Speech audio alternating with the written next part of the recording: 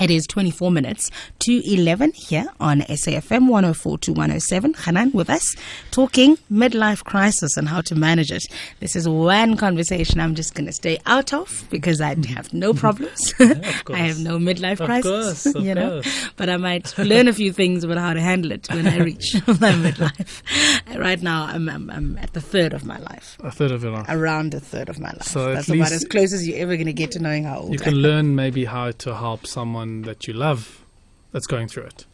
Okay. Right. There we go.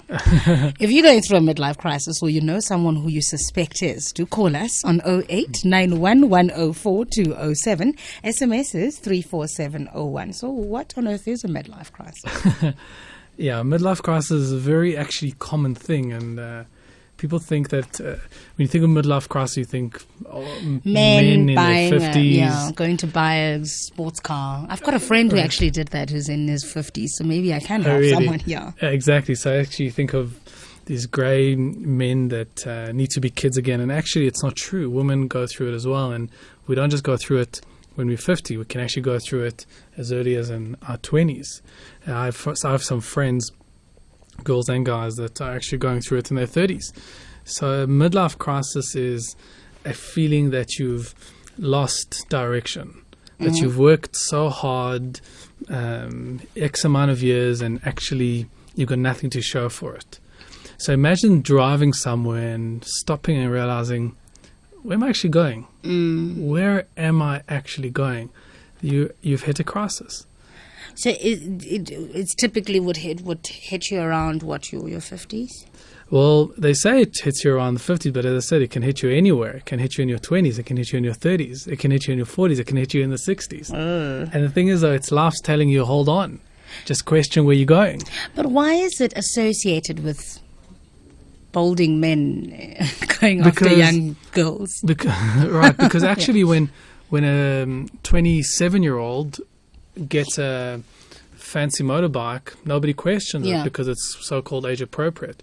But when a 50-year-old gets a motorbike, a Harley, then you go, he's going through a midlife crisis. When a 20-odd-year-old woman, goes out partying every night, it's not a big deal. It's age appropriate. But when a 50-year-old woman goes out to clubs every second night and drinks herself to sleep, in a fun way, so to speak, then it's not age appropriate. Then people start to question it. That's why you associate midlife crisis in later age, because it's a lot more in your face. Because it's not appropriate for 50-year-olds to go out, drinking every second night, and it's not appropriate for a 50-year-old to go and get a fast motorbike. It's just not necessary. So that's why you question. But you can go through a midlife crisis at any age. And actually, it's not such a bad thing, as you'll see when we go through the process, or how to actually overcome it and how to deal with it. It's not necessarily a bad thing. So how do you identify it? I think let's maybe start there, because now you're making me wonder if I'm not going through a midlife crisis. Actually, everybody should go through a midlife crisis. Oh, okay. Yeah, so everybody should. It's a very natural process. Right. It's a very natural process. It's when you start questioning where you are in life. So when you're discontent with where you are, when you may be a little bit bored with where you are, when you question the meaning of what you're meant to be achieving and the meaning of your life and where you might be going, confused of where you are and who you are. When you start, women, you see this a lot, they get very moody. Men, they start becoming edgy, and it's associated with, when you feel like that, obviously you want to drug the feeling. Yeah. So what's the best way to drug the feeling? To get wonderful fancy toys, because when you have a really cool motorbike, then you don't feel the boredom. And when you go out drinking and partying and picking boys and picking up girls, it's you forget about your issues, and these feelings don't matter. When you get like nice cars or stupid gadgets, then you forget about that stuff. You feel better. Exactly. So people actually drug the feeling, but it's a feeling of, I don't know where I'm going. I'm actually a little bit lost. I've done X amount throughout my life, whether the past 2 years, 5 years, 20 years, and what have I got to show for it? So it's a feeling of I'm lost. I'm lost. Okay, I'm lost. Are you going through a midlife crisis? I'm going through a midlife crisis. But as you said, Siki, you know, and the people that are listening, they might think, no, I've never gone. Actually, it's very healthy to go through a midlife crisis. Because I suppose it gets you to just reevaluate. You know, the metaphor that I give, the metaphor that I give people is I say, you know, if you go do the shopping for your household on a Monday, let's just say, what you're going to do on a Sunday, you're going to open your fridge and you're going to stock take, right? You're going to go, okay, I'm missing cheese, I'm missing milk, I'm missing this, I'm missing that. Put on your list and then go on a Monday and do the shopping, right? I never do it. Okay. Well, let's just assume you do. Okay, let's just assume for the sake of this. So for the sake of this example. Is that what people do? Really? Well, people stock take their fridge. How do you know what you should be buying? Right? So you do a stock take of your pantry, of your fridge or whatever. Yeah. But how many people I can actually honestly say and do say, I actually do a stock take my life. I actually go and question what I have, what I don't have. Maybe in your life as a metaphor, you keep on getting what you already have. Yeah. And actually you stop actually looking for things and searching for things that you don't have. So having a midlife crisis is it's life's own version of going, hold on, just have a look at what you got, do some stock take. Have a look at what's missing and what you're looking for and what you're aiming for. Maybe what you're looking for and what you're aiming for is wrong. And maybe you need to look for and aim for different things. So it's not necessarily a bad thing, which we'll touch on. All right, here's a tweet from Sig in Randburg, who says, some of us wonder if the midlife crisis isn't an early reversion to the second childhood. Eh? Yeah, maybe you're missing being a kid again. How many people just grow up too quickly? Many. I say and most. They have no sense of humor. I say most. You know, maybe it's because of economic difficulties or family difficulties. But life forces you to grow up very, very quickly. No, but also it's a choice for some people, you know, who just refuse to just look at the lighter side of life. You know, I love take the things word, too seriously. I love the word play. You know, we've actually lost our sense of playfulness. You know, just to laugh at our own stuff. Maybe just to be a kid again. When was the last time you had a belly laugh? You know that belly laugh that you can't control? And your stomach is sore. Yeah, your stomach is so hurt, so sore. Yeah. You know, if you think about kids, I think I read a stat. Kids laugh 18 times during the day more than adults do. Oh. And it's such a waste for adults. Yeah. Why do we laugh anymore? Why has life become so serious? So being a kid again, maybe the midlife crisis is a way for you to go, hold on. Just don't be so serious. Maybe just actually appreciate the small little things and laugh about the small little things. Just be inquisitive again. Just be playful. All right, headphones. Okay. Right. Jose in Witbank. I don't know. Wait. Hi. I think I fit the bill. Well, I just turned 50 anyway. And yes, I do have the Harley and the other bikes and nice cars and the nice house and the whole story. But I think it's a matter of rewarding yourself. I think, I am divorced. I don't have anybody that I have to care for anymore, and it's about caring for myself, treating myself to the nice things in life. I can afford to do basically what I want to. Also, you see a lot of these youngsters that they don't have direction. They can't do anything. I exercise. I've done 12 comrades. I do everything. I go out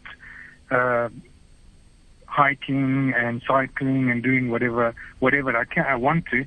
But you get these youngsters that cannot even do that.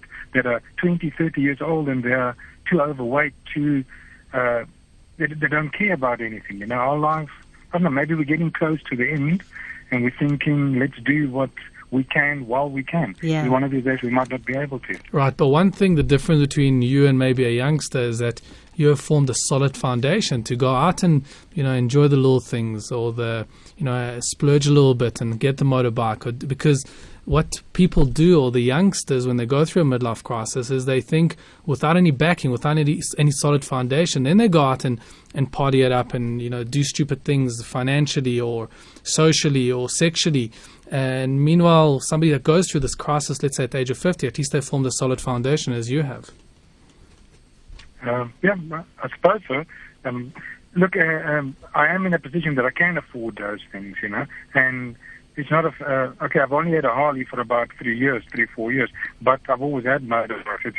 A lot of people do look at me and say, a midlife crisis. I don't think it's really such a crisis. Midlife, that's what it is, not a crisis, really. Have any of your friends ever said that you were going through one? Oh, plenty, yeah. Yeah. Plenty. You see, Well, that's the usually the thing. ones that don't have the motorbike Exactly. or the car Right, exactly. or the fancy house or X or Y, they're the ones that come up with it. The ones that do have it, they kind of, it's quite natural, you know. Yeah. Right. Great. Thanks, Jose. Bye. George in Durban. Hi, George. Hi, Vicky. How are you? I'm well, thanks. Where have you been? And good morning to the gentleman. Hello, hi. It's a very confusing story. I had a problem with lines, but it's been sorted out. Okay, good. I couldn't get to you. I even sent you emails. Really? I thought you had blocked me. Oh. How, George? But it was Telcom's fault. Okay, you see, don't blame me, blame Telco. Yes. Anyway, would the gentleman agree with me that everybody, in fact, let's start it like this. Everybody wants something that he wants, not something that he deserves. So by this I mean most women and men over the age of 40, let's say about 50, they are, I don't know which is a better word to use, but they are not as handsome as they were in their early ages. So if I look at a woman of my age, as now I'm over 40, long gone past 40, if I look at a woman of my age, she's not as beautiful as a woman of a 30-year-old, of 30 years or 20 or younger. So it's easier for me to be attracted to someone that looks beautiful than someone that doesn't look beautiful to me. So I think maybe I say this based on one question that was discussed by a certain lady in one of our seminars. Mm-hmm. She said she's very confused with older men going after young girls. Mm. I say to her, I think the answer to that is that most young girls are beautiful. Older women are not beautiful. Most of them have gone past their beauty. And men that are still looking for women, they look for something that is beautiful. That's why when a woman is beautiful at a younger age, she must make sure she do the right things. She'll get old with a man by her side. What does the doctor say? Thank you. Thanks, George. There's so many. You? Oh, I'm not a doctor. There's so many things there. Look, a couple of things. He raises actually an interesting point, which is as we grow older, we can't do the things that we once used to be able to do. Right? Mm. We're not as fit. We're not as strong. We're not as clear skin, got wrinkles, and which is speak for yourself. No, I'm not speaking for me. Not speaking for me. Of course not. So, as we grow older, we just lose certain youthful qualities. Yeah. And there's a part of us that misses that and wants to go back to that. So going through a midlife crisis and, buying the gadgets and getting the fast cars and the fast bikes is our way of going, no, I haven't lost it. I can still go as fast as a 24-year-old. I can still party as hard as a 18-year-old. I can still go out every night. I can still pick up girls or pick up, guys, and I can still do all the things. So it's your way of actually being, I'm not growing old. It's a way of proving to yourself that actually you're still as young as you used to be. Yeah, it's interesting. That's what Paul says. He says, when a man faces his own mortality and tries to recapture his youth, that is a midlife crisis. Right. And another one from Roland says, men never have a midlife crisis because we never grow up. A woman is as old as she looks, and men old when they stop looking. Right. Thanks, Roland. Right. So again, it's our way, men and women, by the way, of saying, you know what? No, I'm not actually as old as I look. I can actually compete with the 18 and the 20 and the 25 and the 28-year-olds. So when you've lost your sense of direction, you look for ways to actually make yourself feel better, and chasing that youthful period of your life is actually one way in which you do it. Right. So process. So what do you do? Yeah. What do you do? Okay, I've written down 10 things that you should do if you are going through a midlife crisis, whether you're going through it at 20 or whether you're going through it at 50. Men and women, tall, short, fat, and doesn't matter. These are the things that you should keep in mind. Okay. Number one, don't do anything stupid. when you're going to, just don't do anything Does stupid. that include bungee jumping and Right. So don't do anything that you'll later on regret. Don't act on emotion, act on logic. So for you to now, if you can't afford to buy a Porsche, it's so ridiculous for you to take your life savings and buy a Porsche. If you are married and you want to feel youthful again, it's so ridiculous to go out partying with your girlfriend and cheat on your husband, or vice versa, right? So don't do anything stupid. Don't act on emotion, rather act on logic. So please keep that in mind. When we are emotional, then we do stupid things that we'll later on regret. So don't act on those emotions, rather act on logical thought, right? Right. So don't do anything stupid. Number 2, don't assume because you are 20 years old, 25, 30, 35 or whatever, that you can't go through a midlife crisis. A midlife crisis can start at any age. You can go through that period of, I'm lost.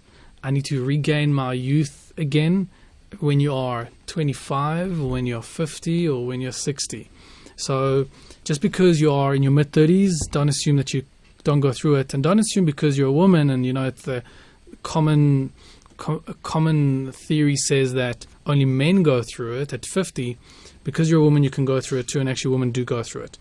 Number 3, and this is very important that I've highlighted just now, it is 100% normal. As a matter of fact, if you haven't gone through a midlife crisis, there's something wrong with you. So we all need to question where we are. As I said, that's life's way of saying, hold on, just stocktake here.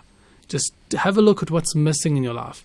Because maybe what you have isn't right for you. Yeah. And maybe what you've been wishing and praying for, you already have. How many of us go to bed and pray for, success and happiness and blah, blah, blah. But actually, maybe we just right under our noses. Maybe we already have it. But actually, we start chasing maybe something that we think we don't have, but actually it's right. It's right there. It's right here. It's right here. So a midlife crisis is 100% normal. Number 4, it's never too late to start. Looking for your purpose, or to start looking for, create a new kind of meaning in your life, make new friends. People will say, if they lose a partner in life, especially when they're a little bit older, where they're in their 40s or the 50s, they'll say, I'll never find anyone again. I'm too old. Yeah. But just like you're saying it, I guess thousands, tens of thousands, 100,000, millions of people are saying that the same thing too. So don't think that you're alone, and it's never too late to start your life. Especially when you go through a loss and you've lost a partner or through whatever, whether it's through death or divorce. Yeah. Don't lose hope. Whether you've lost your business, whether you've lost a person in your life, whether you've lost hope or your meaning or whatever it is, it's never too late to start. Some people start their lives at 20, and some people start their lives at 60, and some people start their lives at 80.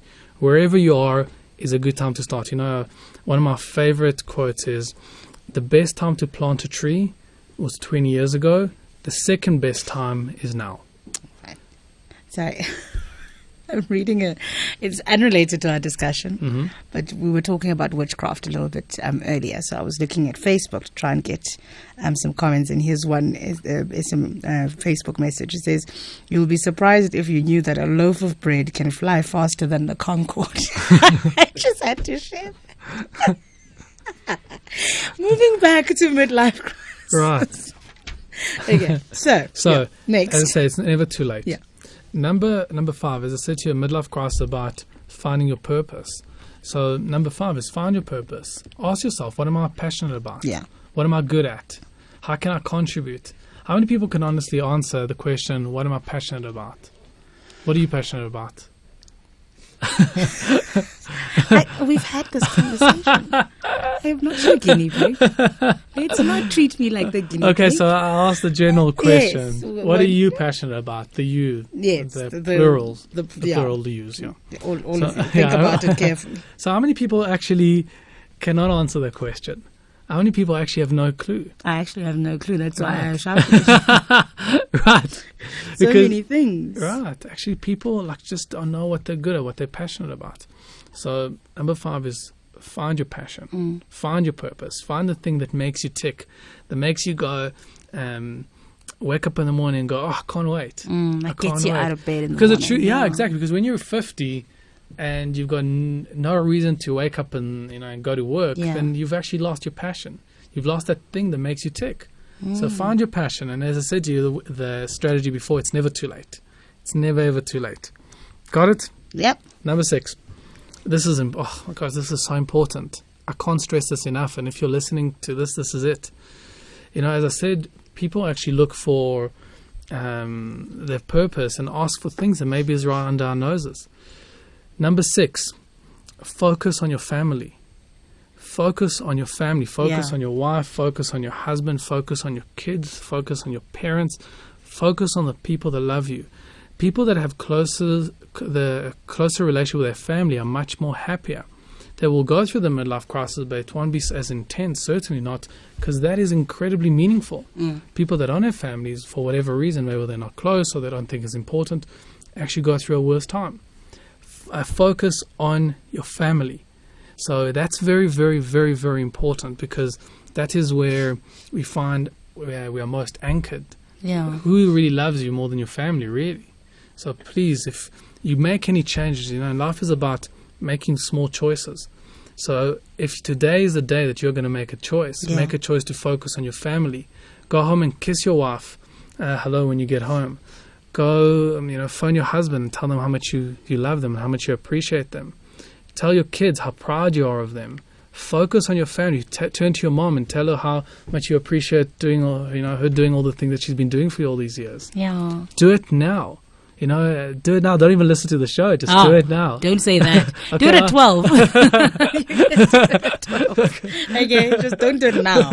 Now I need to talk to you. And then, you can do it later. Let's take a quick call from Daniel in Mpumalanga. Hi, Daniel. Hi, Vicky. Hi.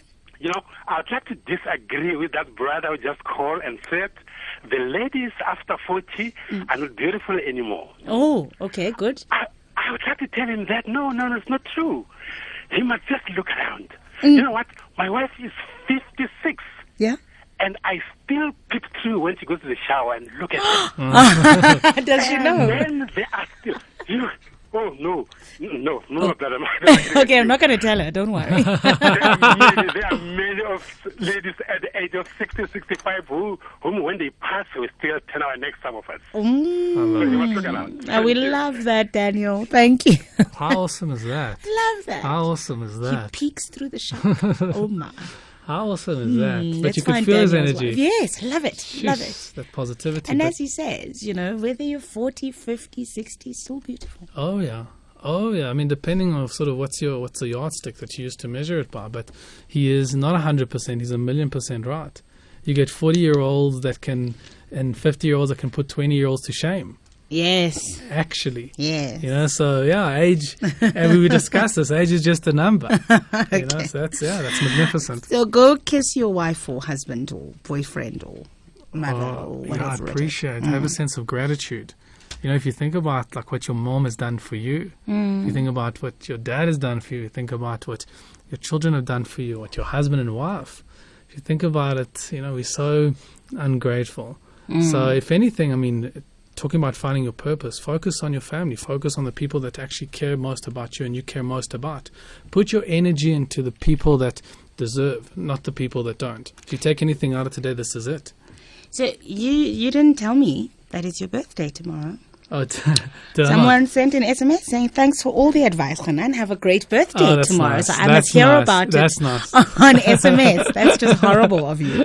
Happy birthday for tomorrow, but I will call you tomorrow. Thank you very much. Thanks for all the advice. Oh, of course. We'll see you in 2 weeks. See you then. That's Hanan Bushkin, our resident psychologist, is with the Anxiety and Trauma Clinic, and you can email him on hanan@atclinic.co.za or call 011-883-4552.